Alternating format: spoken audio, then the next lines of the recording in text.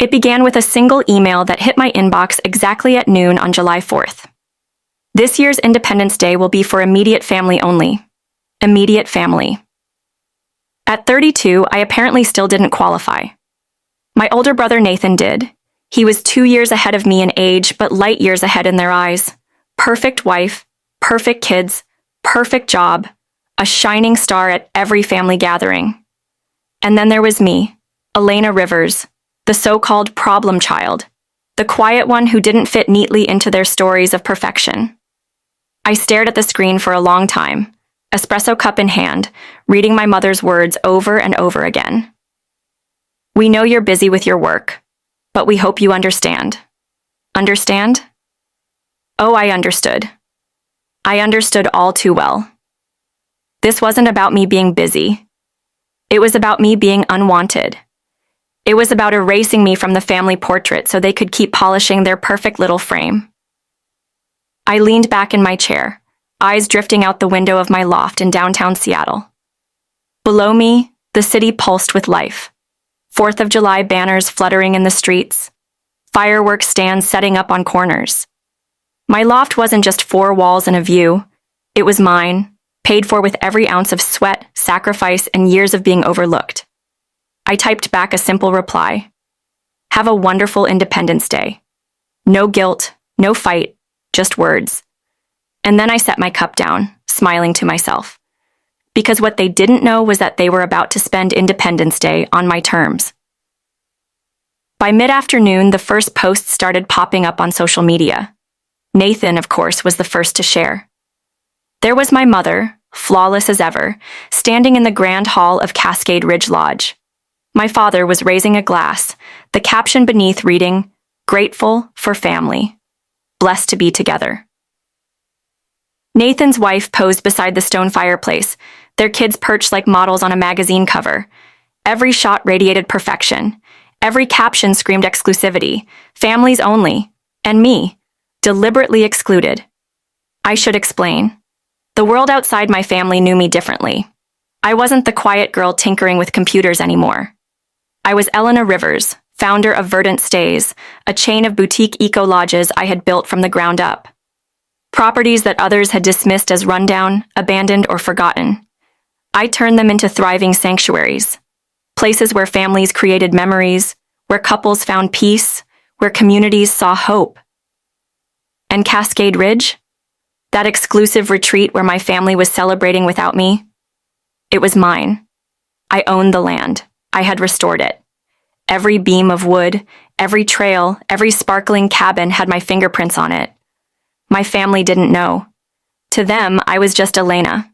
To the world, I was the quiet architect behind it all. Liam, I said, dialing my assistant. Yes, Elena. Pull up the Rivers family reservation at Cascade Ridge. They're in the presidential cabin, aren't they? A pause. Yes, but, Elena, it's fully booked. Perfect, I replied, a smile tugging at the corner of my lips. Relocate them. Within minutes, Nathan was calling me in a panic. Elena, what's happening? They're moving us out of our cabin. Must be a booking error, I said, my tone steady and calm. You'll be placed in the Lakeview units instead. Still beautiful, just not exclusive. What? That's ridiculous. We planned this whole trip around the presidential cabin. I let his frustration spill into the silence between us. For years, they had excluded me for being ordinary, for being quiet, for not being as dazzling as Nathan. Now, they were going to experience what it felt like to be treated as ordinary. The messages started flooding in. From my mother, Elena, this is absurd. Fix it. Speak to the manager. From my father, we'll get legal counsel if this isn't resolved immediately. From Nathan's wife, our holiday is ruined. This was supposed to be perfect. And me? I sat on the rooftop terrace of my flagship hotel, sipping a cold herbal cocktail while guests around me laughed and admired the reclaimed forest I had personally helped restore. Elena, you can't do this, Nathan shouted over the phone later that evening. His voice was tight, frantic. This is our family holiday. We paid for exclusivity. Do you understand? Exclusivity. I almost laughed at the irony. Exclusivity. That was the very word they'd used against me when they cut me out. Family only. Exclusive. Sometimes, I said softly, people need to feel exclusion to truly value inclusion. He sputtered in disbelief. This isn't the same thing. This is... But it was the same. Exactly the same.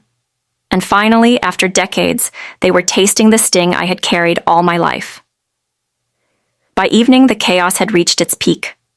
My father's texts had turned to threats. My mother's calls had softened into pleas. Nathan's wife, once so composed, sounded on the verge of tears. And then came the call that surprised me most. Elena, my mother's voice trembled through the phone. We made a mistake. I stayed quiet, letting her words sink in. A mistake?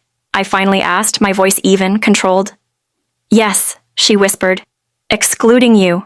We didn't understand what that felt like. We thought you didn't mind. Didn't mind? All the birthdays missed. All the holidays where I sat alone while Nathan basked in praise. All the years of working myself to the bone, silently, while they overlooked me. And now, suddenly, they realized the weight of exclusion? Still, I said nothing. When my family finally arrived at the Lakeview units, they were met not with disappointment, but surprise. The children ran through the trails, laughing at the eco-friendly games I had designed.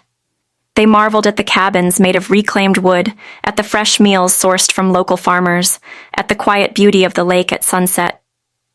This is incredible, Nathan's wife whispered, wiping tears from her cheeks, not of frustration, but of wonder. They had expected ordinary. What they got instead was extraordinary. And that was the lesson. The sibling they had dismissed as ordinary was the one who had built everything they were now praising. The golden child had been eclipsed, not by noise, but by quiet creation. That evening, I finally revealed myself.